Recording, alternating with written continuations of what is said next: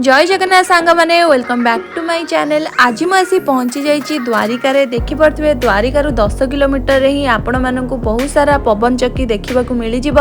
द्वारिका आपण मैंने केमती आसबे कौटी रे केते कौन खर्च होगा आपणकर मुझे भिडियो रे आपण मानक फुल डिटेल्स देदेवी। आ द्वारिका रे आपण माने कौन सब एक्टिविटीज करि परिबे ए वीडियो संपूर्ण देखिले आपण माने फुल डिटेल्स जानि परिबे। तो चलंतु एबे बुली जिबा द्वारिका।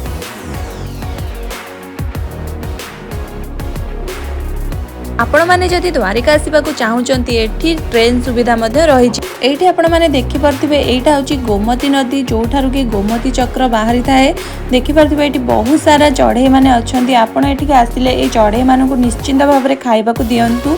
एठिके आपण मानक आसिकी बहुत ही शांति लगे। आमे माने एठारे किछि समय बिताई सारिबा परे बाहरी जाइथिलु द्वारिकाधीश मंदिर को। एठी आपण माने देखि पारथिबे एही होउची द्वारिकार भव्य मंदिर। एही मंदिर रे मोबाइल फोन अलाउ नाही, सेति पई मंदिरर प्रांगण रे ही आपण मानकु मोबाइल स्टोरेज रूम मिल जिवो, जोठार कि आपण माने चप्पल मोबाइल आ आपण मानक पर्स भी स्टोर करी रखि परिबे। लकीली आमको बहुत ही जल्दी दर्शन मिल जाइथिला। आधा घंटा रे दर्शन मिल सारिबा परे आमे बाहरी जाइथिलु शिवराजपुर बीच को। शिवराजपुर बीच द्वारिका ठारू 11 किलोमीटर दूर में अवस्थित। यह को ब्लू फ्लैग बीच भी कहा जाए। देखिपे बीच टी केते सुंदर। आज मुझे करने को जाऊँगी प्रथम थर पर स्कूबा डाइविंग। देखिपे मुझे लाइफ जैकेट पिंधुची।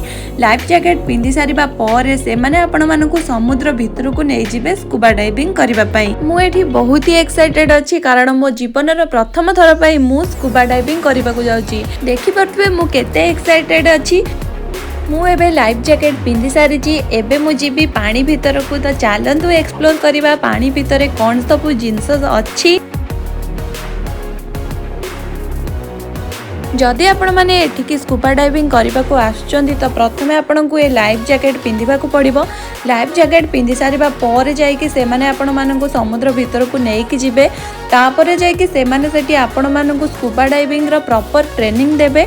ट्रेनिंग दे सारिबा पर जाइकी आपण मानकु से माने पानी भीतर को नेइकी जिबे स्कूबा डाइविंग करबा पई। आमे एठी डिस्कवरी स्कूबा कैंप थ्रू रु स्कूबा डाइविंग करबा को जाइथिलु।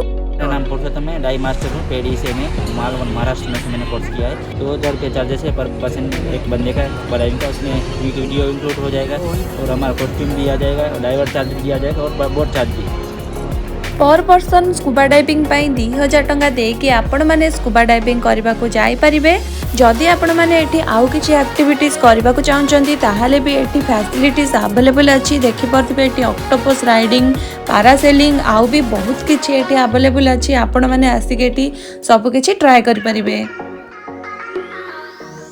एठी आपण माने देखि परथिबे मु बोट ऊपर बसी जाछि। एबे हम जिबा पानी भीतर को। तो चलंतु मो सहित।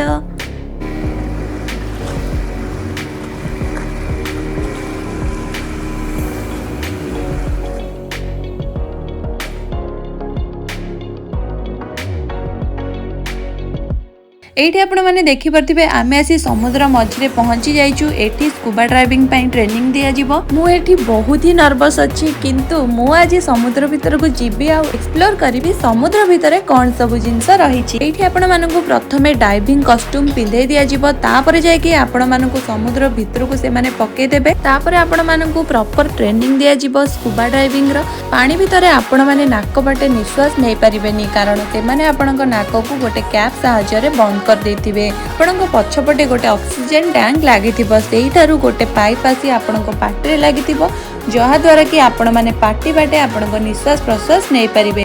एठी आपण माने देखि परथिबे केमती ट्रेनिंग दिया जाउची स्कूबा डाइविंग रो। प्रथमे से माने आपणक 10-15 मिनिट ट्रेनिंग दे सारिबा परे जाई पानी भीतर को ले जिबे।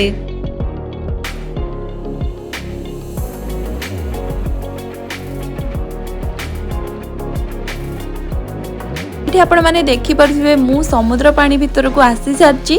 जदि आपण माने को एठी स्विमिंग जणा नाही ताहाले भी आपण माने एई स्कूबा डाइविंग को करि परिबे। पानी भीतर को प्रथमे गला बेल को मते बहुत डर लागिला। मु तो भाबली जे मु एई स्कूबा डाइविंग करि परिबिनी किंतु सेमानक इंस्ट्रक्शन फॉलो कर सारिबा परे मोर मन रे गोटे दृढ़ विश्वास आसिला जे मु एई कामटी को निश्चिंत भाव में करि परिबि। तापरे साहसर सहित पानी भीतर को आसी गली। पानी भीतर को आसी सारिबा परे मोर सबु भय दूरेई गला।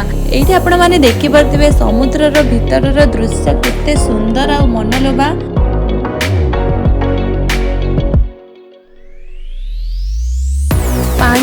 ଛାତି ଦ୍ୱାରା ନିଶ୍ୱାସ ନେଉଥିବା ଯୋଗୁଁ ଆପଣମାନେ ତ କିଛି କଥା କହିପାରିବେନି। ସେଥିପାଇଁ ସେମାନେ ଆପଣମାନଙ୍କୁ କିଛି ସିମ୍ବଲ ଶିଖେଇଥିବେ, ସେହି ସିମ୍ବଲ ମାଧ୍ୟମରେ ଇନଷ୍ଟ୍ରକ୍ଟର ମାନଙ୍କ ସହିତ କମ୍ୟୁନିକେଟ୍ କରିପାରିବେ।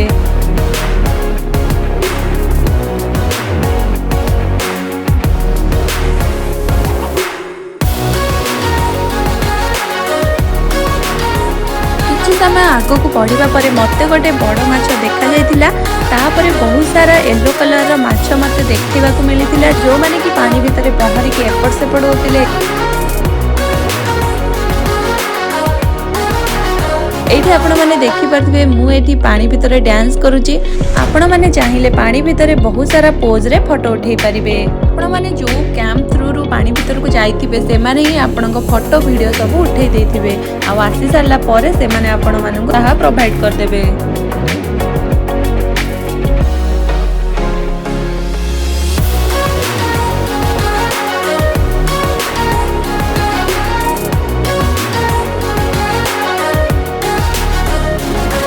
आई होप आजिर वीडियो आपण मानक स्कूबा डाइविंग आउ द्वारिका रिलेटेड बहुत सारा इनफॉरमेशन मिल जाइथिबो। द्वारिकार फुल वीडियो मो चैनल रे खूब शीघ्र आसीबाकू जाउची। से पर्यंत stay healthy and stay safe.